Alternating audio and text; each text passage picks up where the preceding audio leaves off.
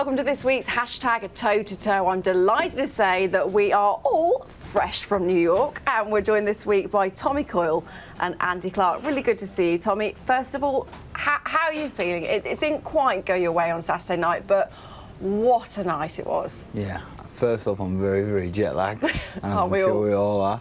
But yeah, I'm gutted, devastated. They didn't go to plan, they didn't work out. But what an experience, fighting at Madison Square Garden and, you know, going over there with my friends, my family, the team. Yeah, it was a real topper for me.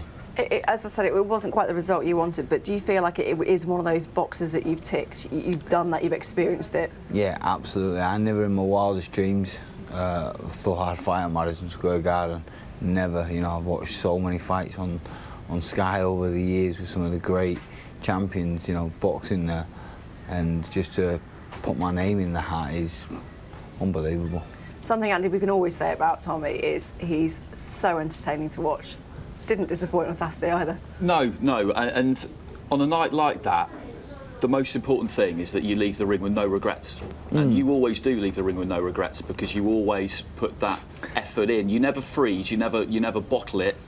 You always perform, and you did that. You had your moment in the second round. I think I regret telling Jamie I was seeing double. Well, possibly. But the conclusion to the fight, he did absolutely the right thing. We were looking at ringside, me and Matt, and we thought that he did absolutely the right thing. We'd had a conversation with him on the Wednesday evening about exactly that subject, pulling a fighter out and not being brave with someone else's body. And you could see that it hurt him to do it, but he was gentle but firm with, you know, that's it, that's enough. Jamie Moore's a good friend of mine. He's almost like a brother, father figure. I know that he had my best interest at heart, and like you said, I had to save you from yourself because I won't quit. There ain't no quitting me, especially when my dad's ringside watching. Yeah. You spoke about the fighter piece, didn't you? How much of an inspiration your dad is to you. Yeah, it's just, I don't know, you don't want to do your family name any disjustice. Is that even a word? But we know what you mean. Injustice, yeah. Injustice, sorry. You know, I'm a die-eyed kind of guy. And you had him really in trouble in the second round. I spoke to him after the fight, and sometimes fighters will deny it or play it down, and he was happy to admit it because you hit him with that overhand right, which landed bang on the jaw, and then caught him with a left, and he was, you know, he really had to use all his experience to get through that. And that's what he did, and that was the difference. That was the difference between me and him being, you know, a world-class fighter. That was the difference. He used his experience. He went back to the ropes when he was hurt. He soaked it up. He recovered. He regrouped. Went back to his corner, took his advice, and come out and you know, got back to his game plan.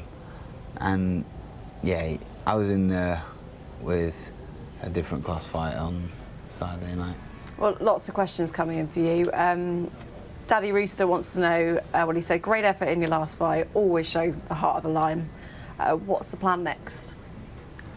Right now, I really don't know. You should take some time and process things. I need to take some time. I'm going to go away. I'm actually going away with Jamie, I think. And we've agreed not to talk about boxing. That's going to be hard. Lying on a beach, it's not it's definitely going to happen. And you know, I think I need to ask him what he wants for me as well. So in answer to the question, I don't really know, but I do know this. If it is the end, I'll miss fighting because, as we just said earlier, I love fighting. I really do. What do you think, Andy? I think if you keep going, then the way to do it would be to. It's important the kind of opposition that you select. It's not that you were never going to be capable of beating Chris Algieri, but it was a big ask. If you keep going, then it needs to be the kind of stage that's going to get your juices flowing. You seem to really enjoy it in America. I just want scrapbook fights. There's always room for a guaranteed entertainment fight. Like the one you had against Ryan Kilchevsky, for example, no one particularly knew who he was, but that was a good fight. And there's always room for a good fight on the cards. I just wouldn't want to see you thrown in too deep, that's all. Yeah, I think if there was any fights what come my way, and you know there was back in America, I love going over there, and I love being in good fights. I can't. What is it, do you think, about fighting in the States? What is it? I just think they're very animated, the Americans, aren't they? And it's, you know, the thought of getting on an aeroplane and going across the pond sort of thing, and just, you know, the build up and being in a different country and Pulling down the trousers.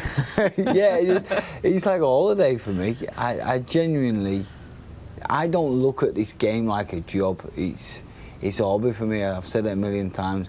I'm a better person for boxing. Fighting chills me out. You know, some people have a glass of wine to de-stress and take the edge off. I'm the type of guy who will go to the gym and spar 8 rounds just to take the edge off. Mentally you need it. Yeah, mentally I really need fighting, and that is a worry for me when there is going to come a day when I need to, you know, stop fighting because he's no longer healthy. I'll be 60 and such, wanting to spar, but I do fear, like, what am I going to do? You know, I've got loads of interest, but there ain't nothing what quite ticks a box like getting punched on the nose. Nigel O'Brien wants to know, were you hurt on Saturday night? Was Jamie right to pull you out? We just addressed that, I guess. But yeah, the 4th round, when I hurt Algeria in the 2nd, I kind of unloaded with a barrage of punches which would usually halt my opponent or the level of fighter I have fought at previously. But it was a different story with Algeria, and I did take some out of the tank. And in the 4th round, when he hit me to the body, you know, he crippled me. I'm not going to lie. I'm not going to say it didn't hurt. It really did hurt. And it did just take the wind out my sails. And I think from that point on, I was chasing the fight. I was trying to recover, but if you've been hit by a body shot in the right spot, it's tough to recover. Roman Gorman wants to know, hardest fight of your career so far, do you think? Yeah, Algeria was the classiest operator I've been in there with, definitely. You're nodding your head, Andy, in agreement? Yeah, it was a tough fight. Yeah. I mean, Luke Campbell's a very good fighter. That was a tough fight as well. But this was a different kind of tough. I think Luke was at an early stage in his career where, you know, if I was to fight Luke now, Luke's a totally different fighter. He's much better than he was when I fought him.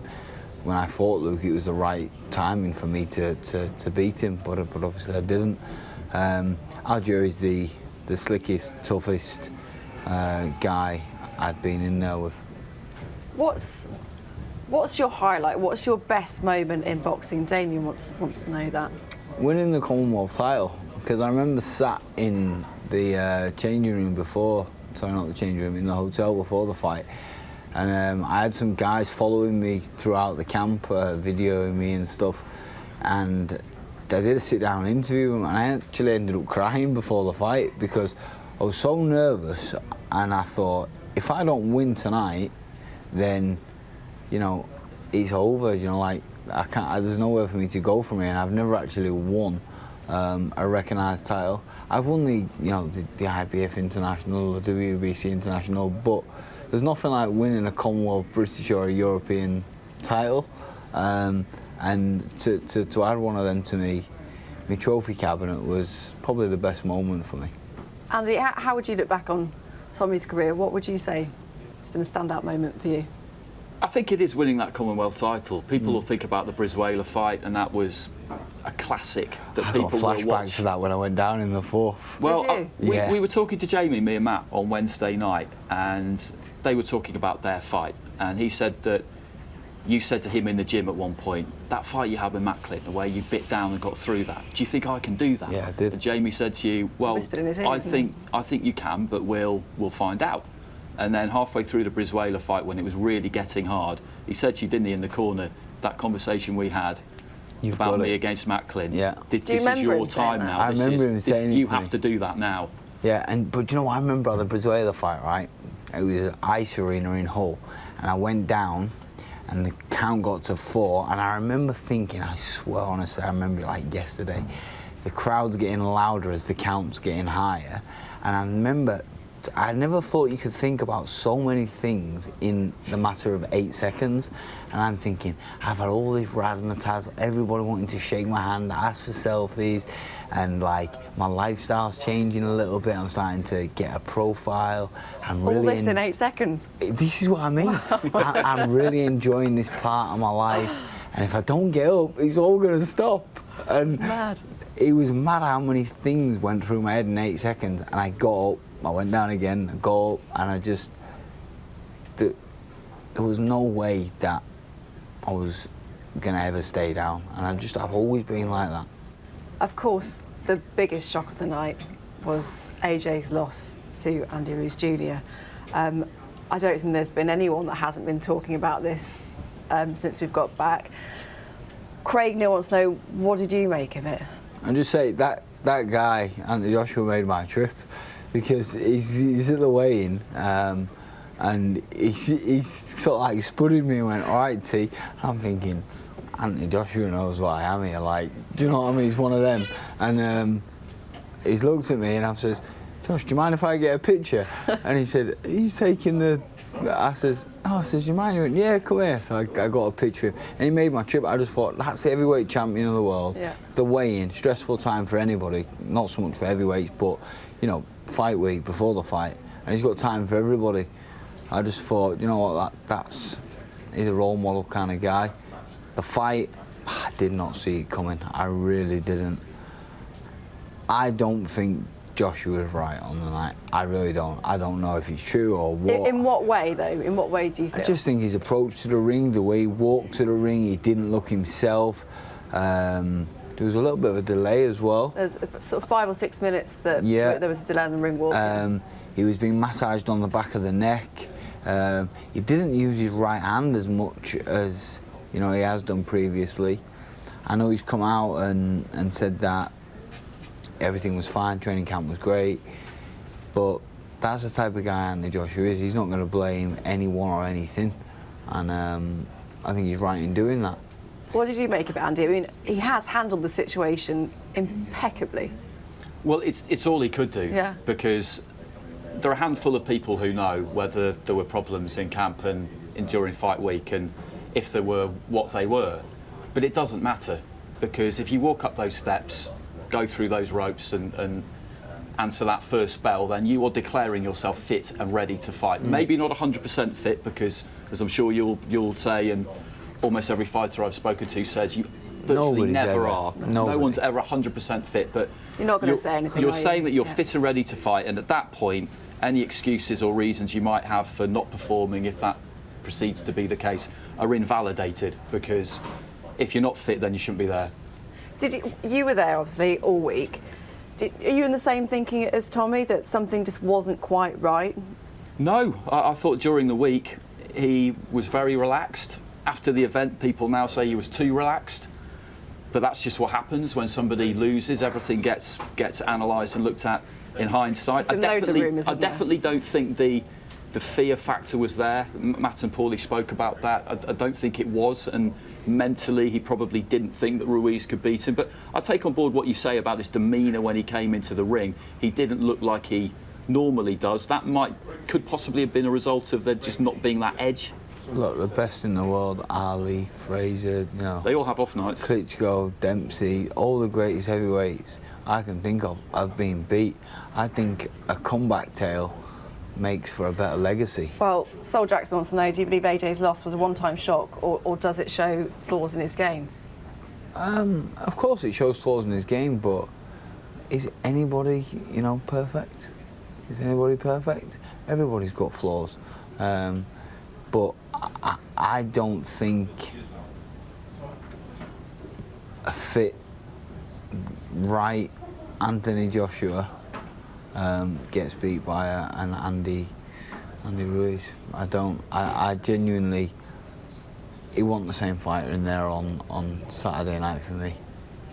Looking Boy wants to know, does he need a new trainer? I mean, there has been a lot of reaction on social media, hasn't there? A lot of fingers pointing of what was right, what was wrong, and one of them has been, people saying about Rob McCracken. Is it fair, do you think, that people are saying he should go, or?